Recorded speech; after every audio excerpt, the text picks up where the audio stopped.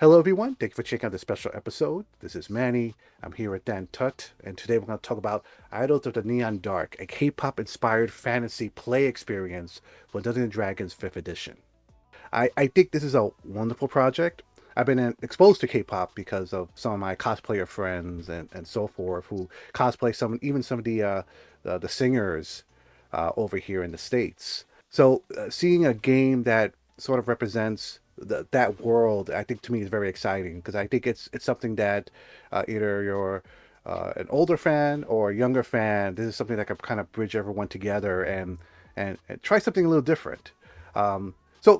Before I get too far ahead, I'm curious how did this project get started? How did it begin?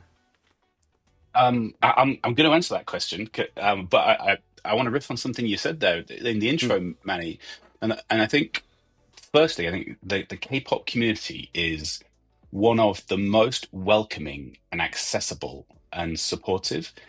And also, I think that sort of maybe the media or people from outside the community tend to assume, oh, this is just a thing for kids and young people.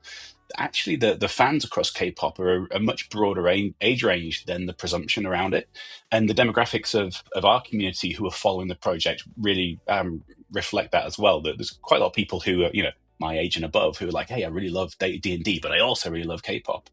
And so I just kind of wanted to start off there and say, really, like the fans of this genre or this subgenre is really quite a broad group. But yeah, onto your question though, the Manny, about sort of where did it start? So so I'm a girl dad to three daughters, Manny. So my eldest is 6, pushing 7. Middle daughter is 4, pushing 5, and then the baby is, she's not even a year old. And the the older girls, they know that I play D&D, and they kind of want to do that with me, and I want to play D&D with them because I started playing D&D when I was 10, so they're kind of coming up to that age where they can start to work out what's going on and play the game in some sort of meaningful way. And I've had little goes with sort of different sort of zine kind of things which try and drag the children into sort of pseudo medieval kind of traditionally fantastical realms, and they're kind of like, okay, but it sort of washes off a bit, right? And we played a chunk of My Little Pony's Tales of Equestria, which is a fantastic RPG, and they loved that. But they've already kind of aged out of that, Manny. And so, at this sort of just as this was going on, I'm thinking, now they want to play with me, and I want to RPG with them. And of course, like many children of their age, they're obsessed with all things K-pop at the moment. So whether it's the bands and the dances and the way they look, and of course the songs, and whether or not it's movies, and we watch lots of Korean cartoon series as well. It just occurred to me one day, I was like, you know what? The way to play this game with my children is to do it in a way that's really native to them. And they don't need to work out, oh, how does it feel if I'm I don't know, tiefling rogue who's dealing with this in a fantastical setting? It's like, well, actually, if we can make a setting which feels very easy for them to slide into it, then they will be much freer and able just to get involved with playing the game rather than trying to work out how are they supposed to play the game. So that was the genesis of it, Manny. And of course, it's not just a setting or a book for children. We explicitly are catering for children, and indeed, the older people who might play with children down to the age of sort of 5 plus. But there's loads of content in this book for adults and more experienced players as well. It's kind of, we're trying to touch both poles here. yeah, and it's like it's coming out at a great time. K-pop Demon Hunters is huge on Netflix, and it's not just like huge with younger people. It's huge around the world. It's like the number one series right now, I believe, in on Netflix. When something like that comes around, in my opinion, I think there's suddenly a need for role players to play in that setting, play in that world. Every time something cool comes out, especially. So this is fantastic. So when you're putting this together, what was the first thing that came to your mind? Was it like creating the setting, or maybe creating the rules so this could fit to play in a D&D 5e setting? It's a good question, and no one has asked me in quite those terms. So I'm gonna think as I speak here, Manny. So I think there's a couple of planes on which to answer that question. And one of them is, when I started the project, I thought it was just going to be this little sort of zany thing I do for my children, and some other parents and some other players might want it, because it was really distinctly possible that a bunch of people say, "Hey, we love D&D and we love K-pop, but we don't need K-pop D&D in our lives." But as it's turned out, there's lots and lots of people who wave their hands saying, "No, this is exactly what we want." And there's like a really significant community now, sort of flooded to the banner, flocked to the banner, as it were, and are showing genuine interest and love and affection for what we're trying to do. And so, as the interest in the project has grown, the need for what the project has to become has also grown. So if it was just going to be myself, my children, and like, I don't know, a couple of hundred other people who might back us on Kickstarter, then the size of the team needed and the inputs needed to do that faithfully and respectfully to all the subject matter probably listed, say, a writer, an illustrator, and maybe one Korean cultural consultant who has lived experience. And between those things, you can say, hey, we're not doing anything damaging here. We're not flattening culture down to this weird, averaging, but it would have been a relatively thin, but still, good play experience. But as there's more and more people becoming involved, you go, as a creator, you go through successive rounds of, oh heck, I have all this responsibility to do something that's really joyful and really multifaceted, and is trying to shine a light on all sorts of different aspects of the culture from which this content emerges. And so now we have 6 people on the team who have lived Korean cultural experience, either living in Korea right now, or they're part of the wider Korean diaspora. And that's not to say we're collecting Korean people. It's to say the more you speak to people from Korea, the more you realize there are, as with any culture, there are different Koreas, right? Depending on the angle from which, or that you're looking at that culture, how you've grown up through it. And so we wanted to certainly not do a westernization of what K-pop and Koreanness might be, and also not do one which might be like a single valid viewpoint, but nonetheless a single viewpoint. It's like, okay, how does it? Can we make sure we have storylines and relevance and richness and maybe strata of culture, which always, when I'm speaking to the team, I'm always saying, hey, if a Korean person was to look at this document and read it, they need to kind of look at it and go, oh, they noticed that, or they cared enough to put this in for me. And maybe as a Western person, you might not even notice that, and that's just fine. But the idea is that the project is, like I say, it's really trying to hold space for all those different strata of what makes up Korea, whether it's the historical or whether it's the modern, and everything in between. Does that make sense? Oh yes, yes, yes, and thank you for sharing a little bit about the team behind this project. That's really good to know. Now, I can feel the comments coming in about our video, and people are saying, "Manny, please be quiet.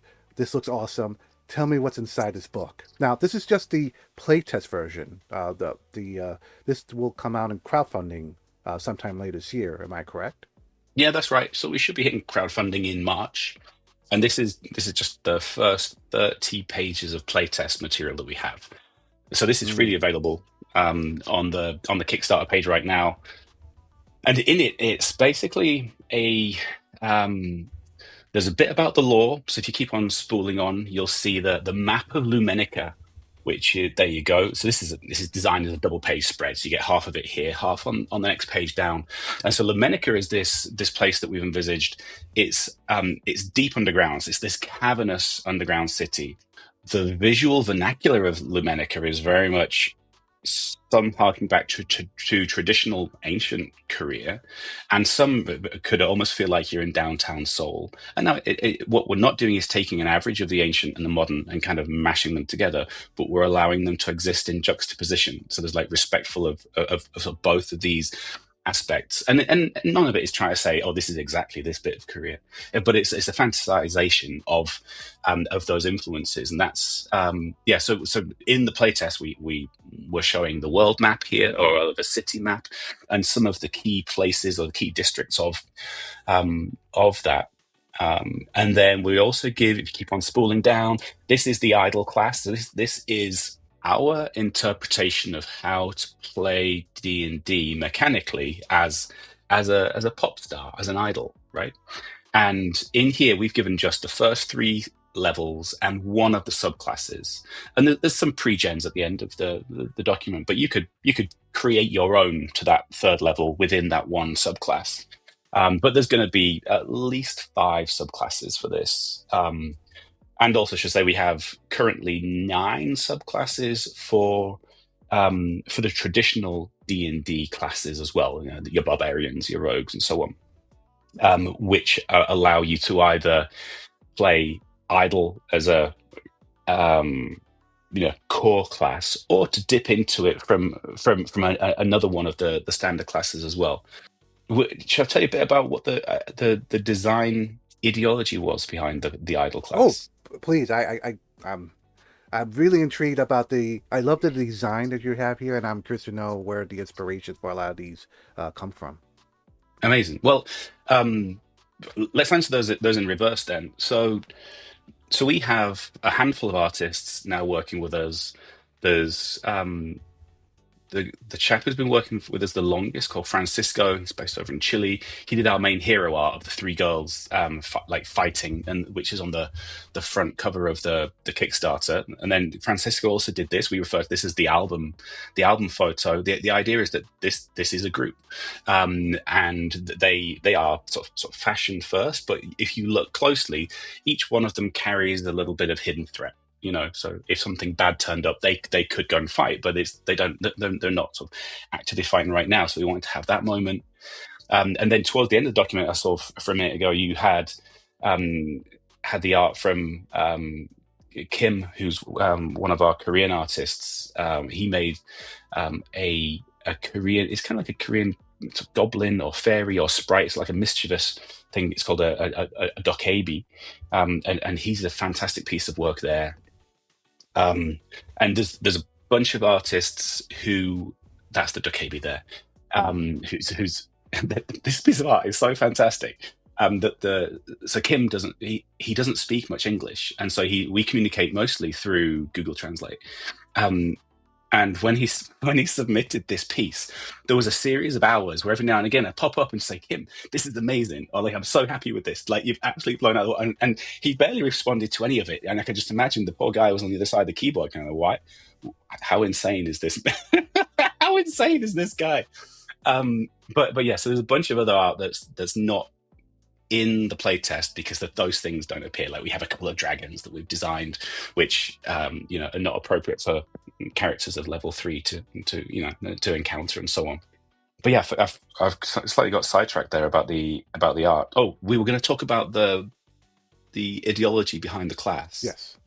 Yeah. So I am, as a player, your forever bard. I'm always a support class. And so when developing TTRPGs, which I've been doing for the best part of 5 years now, I always come at the play experience from one of collaboration first. Because one of my personal gripes around some 5e experiences is all of the player characters turn up as minor superheroes, and to some degree, they're kind of always going to do whatever it is they're always going to do, somewhat regardless of what the other superhero, PC is going to do. And they kind of grind their way through encounters by just staying in their own individual lanes. And it's not absolutely true, but it can often be. Sometimes my play experience has been like that. And so generally with all TTRPGs, I'm always thinking, hey, how can you develop mechanics that reward players for paying attention to what one another's doing? Because the mechanically superior option isn't just, oh, I'm going to rage and do this thing. Oh, I'm going to do this cantrip, or whatever it is. It's always going to be, quite often, the best mechanical thing to do is, oh, this person's done that, or they're in that sequence of the initiative order. Now I have this ability which allows me to stitch together what this person's doing and that person's doing, and the sum of the parts of that become greater. The whole becomes greater than the parts. And I mean, it's beyond the terms of this conversation, but if someone were to take a look at the class, the fundamental thing which runs through here is really our concept of harmonies, which is like a spell-like ability, and all idols get harmonies. And at the lowest level, they're two-part harmonies, and they are basically situationally powerful and hyper-specific inspiration, I guess, that you could give would be the nearest comparison, say, to the traditional bard.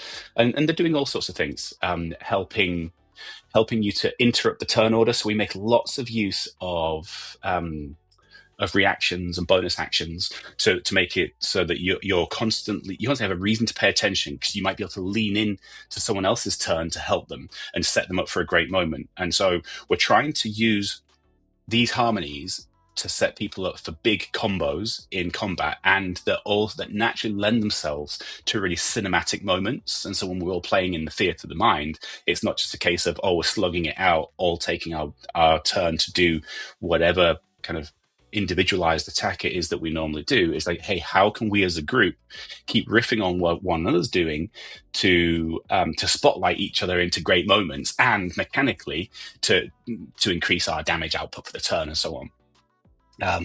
So that's kind of the nuts of it.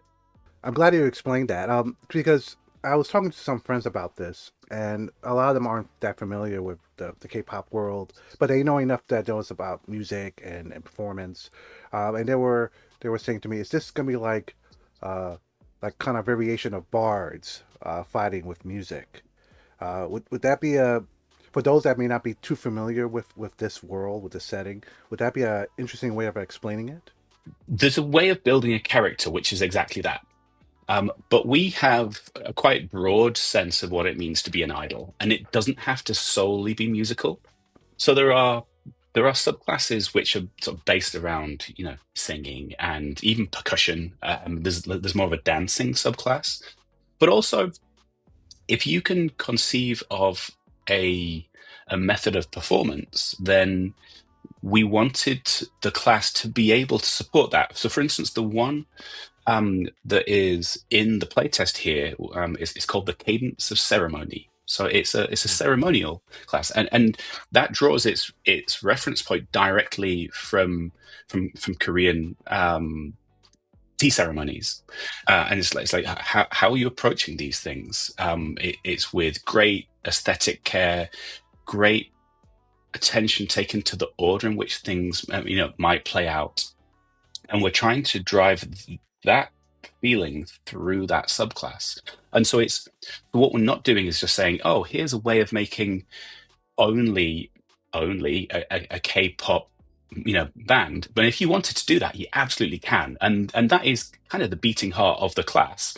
But if you can imagine a way of of performing, especially performing within a group, we're trying to give lots of different angles to allow players to scratch those different itches.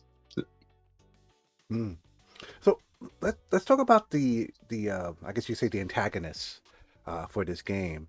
What can you tell us about them? Are they similar to? I'm sure people are going to think similar, like, oh, it's just going to be like K-pop demons where you're fighting another musical group. Is it like that or something different? So I guess the first thing is to say we're like many other dads. I love K-pop Demon Hunters. It's on in our house a bit, although the kids don't necessarily watch the movie that much. They find it a bit scary, but they obsessively listen to the music. The cartoons we watch on the screen tend to be sort of different to that, and quite often more shorter form stuff rather than the movies. But so we don't have any of the same IP. It's not the same girls. It's not the same lore. It's not the same clothes or poses. None of that. It's like separated away. It's distinct, I should say.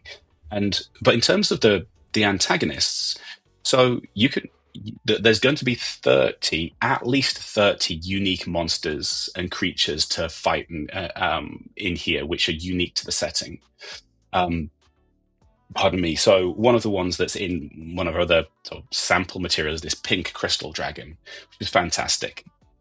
In my opinion, it's fantastic.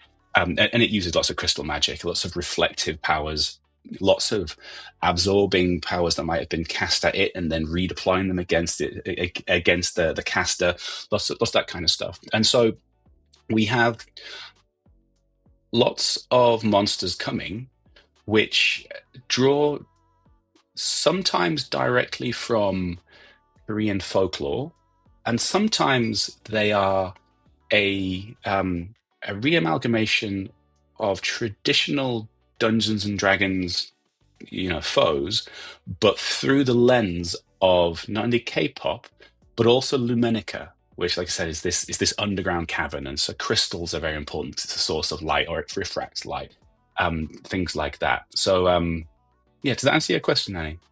Yes, yes. And thank you for the clarification about K-pop Demon Hunters. Oh, as popular as it is, and I apologize if I'm asking questions that relate to that. It's just I have a feeling that it's such a popular IP right now that people will look at this and like wonder, oh, I wonder how similar it is to the two, and No, people should know absolutely. that Like, it's very. Oh, yeah, sorry. sorry. I mean, no, no apology for that. The truth is that um, because K-pop Demon Hunters, I think, is the only place where you've taken, in their case, pop girls. We have both sort of males and females, and everything in between that can become an idol here. Because they've taken pop girls and had them fighting the bad guys. That is the closest analog to what you would jump to in a D&D context. It's like, oh, here's combat and here's magic and here's some bad stuff that you want to go and kill. And so it's natural, and it's really popular, and it's fantastic, and it's going to win loads of awards, and there's going to be sequels. So this thing is going to be around for a little while, and it is amazing. But we are, in the same way that I guess D&D wouldn't have existed because of Tolkien, and Lord of the Rings. Mm. It's part of a wider cultural moment right now to do with K-pop in general, and a wider fantastical moment of fusing together different things. And I think what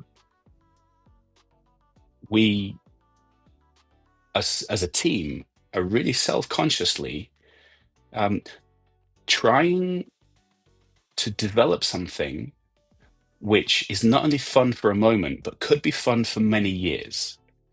And the way we approach that is, or what we believe about it is, we have to earn our space into this current fandom and earn our way to like I say, to have room within this current cultural wave around around K-pop in general, by doing something which is distinct and is different, and it stands on its own 2 feet, and it might be taking in reference points from the wider culture, as all art does. But very much we're trying to do something that has its own lasting reason to sit on the shelf and be something that Manny in a couple of years' time goes, you know what, actually I think I'm going to go reference this because that was a cool thing that the Idol could do. I might go back to that class for another dip. Does that make sense? Yes, yes.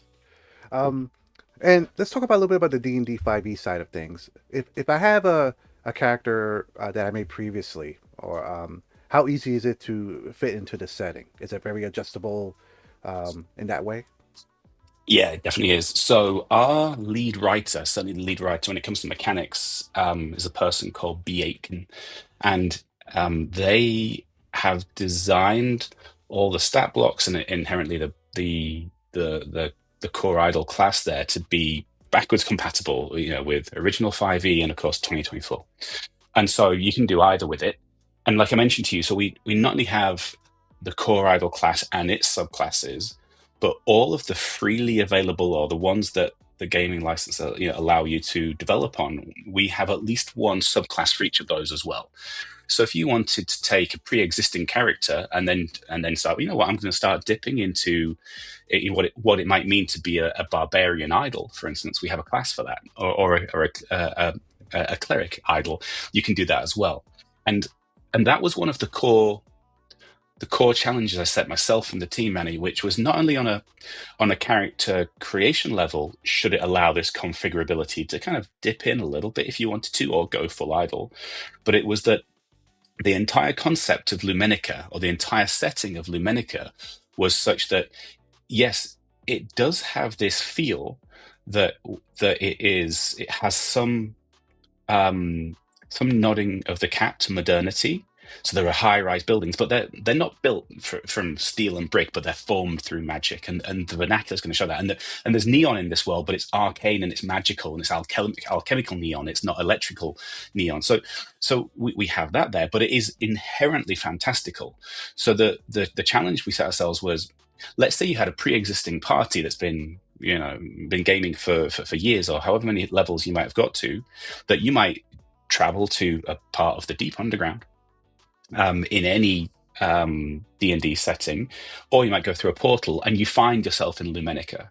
And that experience would still run fine. It would just become canon in your game world that, oh, there is this underground city that you've then ended up, and now you can have an experience in there, and then you can go back to Faerun or wherever else you happen to have come from originally. So yeah, we very much want the setting to sit alongside and be configurable with more standard or pre-existing D&D settings, be it Wizards content or third party, or someone could just decide, look, we're just going to play end to end only in Lumenica, and we're never going to leave the city limits, and it's just going to be all about having these experiences that we've built directly for that setting. Hmm. So tell us about the crowdfunding project. What stretch goals you may have? What can you tell us about it? It's a great question. So stretch goals is one of the few things that I can't talk to you about, but I can talk to you about everything else. We've been doing quite a lot of polling of our Discord community. There's like almost 800 people over there, and we engage really heavily with them. We're developing this quite out in the open, and we do questionnaires and such.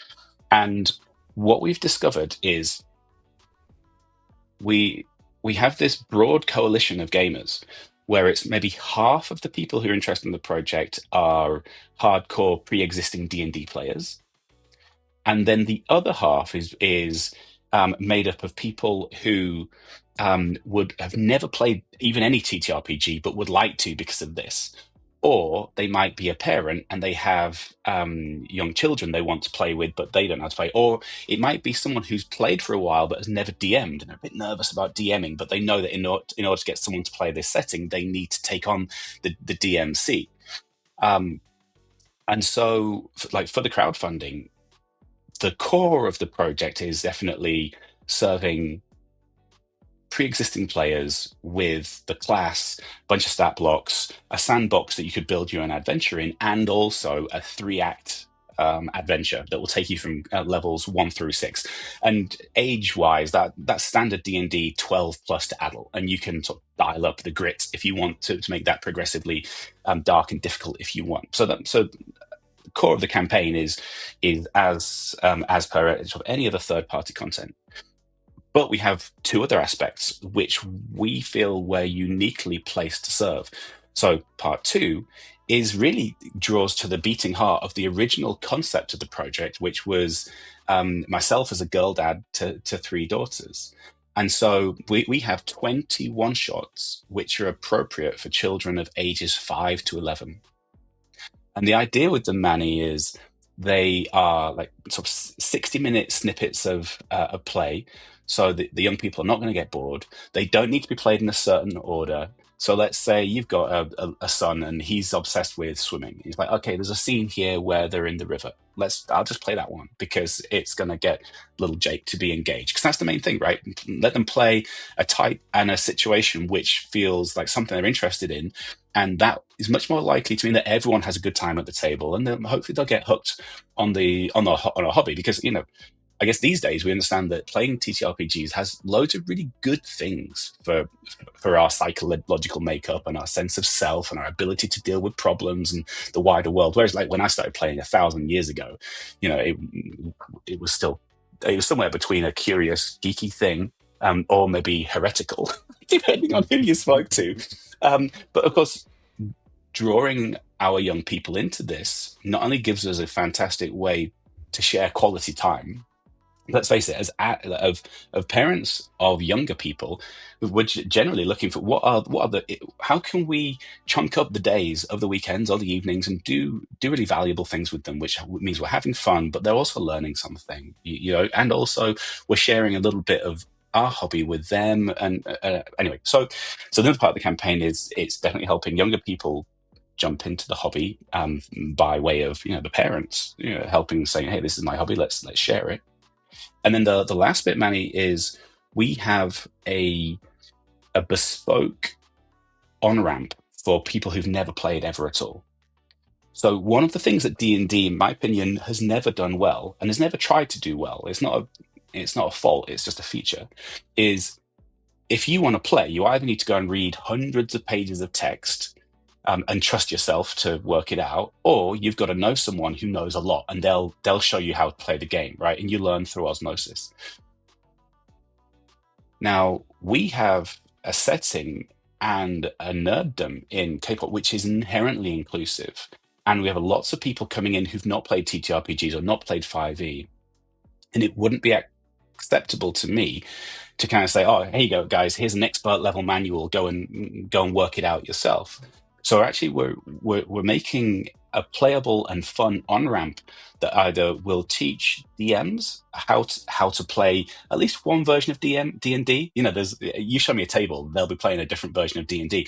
But if you follow our on ramp, it will remove the sense of rules overwhelm if you're brand new to it, or at least brand new to DMing, and it will give you a way of being able to teach a brand new player how to navigate the options open to them and manipulate the game world in a way which feels bite-sized, and grows over time, rather than just hits you with 1,000, you know, different categories and different like levels of detail, which, you know, as someone who suffers from rules overwhelm, you know, really distinctly, despite having played the game for, you know, a very long time, Mm. that was important to me to make it accessible in that way. So yeah, this was there's the three parts. Sorry, that was a rather longer answer than maybe you anticipated. No, no, that's great. And you know what I really like about this project, besides the unique setting that you have put together and all these great options, is that I don't think designers have really thought about. So I feel like some designers think about, okay, let me cater to the older generation of role players, and some cater to the younger generation of role players, but no one's really thought about the family dynamics. We have role players that've been playing for what, 50 years, Yep. um, and and there's always that. I know for myself, I'm always thinking about, okay, I want to play with some of the kids in my life. Maybe we want to do like a Halloween game, but for me, Halloween, what's scary for me was like Friday the 13th and Nightmare on Elm Street, and they don't know what that is, Yeah. but they know Five Nights at Freddy's and things like that, and I love that this game is a really great bridge, so that if you want to play role playing games, but you want to play with, yeah, either adults your age or a younger audience, you can do so. And I think that's what's great about this. Thanks, Manny. That sentiment really makes me happy, because you've drilled into something which is really powerful for me, or is important for me as a designer. Because the person who brought me into D&D was my uncle Rob. So he picked it up when he was at the university in the 70s, and then so we end up starting to play Redbox D&D when we're 10, having some pretty harrowing and pretty hilarious experiences doing it. And then, of course, I now play still with my cousins and Uncle Rob, and we're a bunch of sort of 45, mid 40s guys, and Uncle Rob, who's that significant bit older. Um, but then, of course, younger than me, I have my kids, and so many of us, I think, have that kind of composition. So I get messages quite frequently from someone saying, "Oh, I play with a bunch of 50-year-old geezers that I played with for 30 years, and we're going to really enjoy this." And then, of course, I get someone saying, "Oh, yeah, I'm a mum and I've got three kids, and you know, I really want to get them to play the game, but this might be my way to do it." And sometimes I get guys saying, "Oh, this is great. I've been trying to get my missus to play D&D, but she's just not interested. This is my way to sneak it in along the side and see if she might enjoy the hobby." So it makes me really happy that you sort of picked up on that aspect, that I feel like we do have that special opportunity with our subject matter in order to serve those different groups. but not doing it in a way where it's like, oh, there's just something for adults, there's just something for children, there's just something for new players. We have a way of kind of bridging those overlapping groups, and so they can kind of all come together and all play in at the same table. You see, Mm. and that inclusivity is the kind of course, it's fundamentally what D&D is about. It's fundamentally what K-pop's about. So it felt like there was no other choice. That's just what the project dictated it needed to be. Mm. So for myself, I can't wait to try this. I've always wanted to do a Gundam style scenario with my players, but just never found the right rule set. I think this would be perfect for that. Um, so yes, this is awesome. Any last words? Anything you want to say about this that I haven't asked you about before we wrap up? Well, I appreciate it, Manny. You've asked some really good questions. I guess the main thing is, as a development group, we have a fundamental belief in transparency and also in like sort of developing the game out in the open.